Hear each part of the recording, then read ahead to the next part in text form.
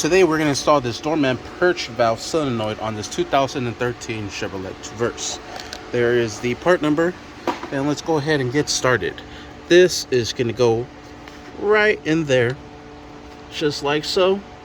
Wiggle it back and forth, and we have a 10mm that already comes on the sensor itself, and all we have to do is just bolt it down, and we'll go ahead and secure that using a 10mm socket.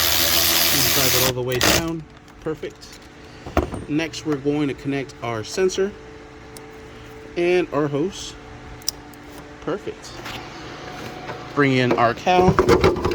We'll disconnect or remove our oil cap. Easier if you have both hands to do this. Put our cover back into place. Might need both hands for this. And just pop it back into place.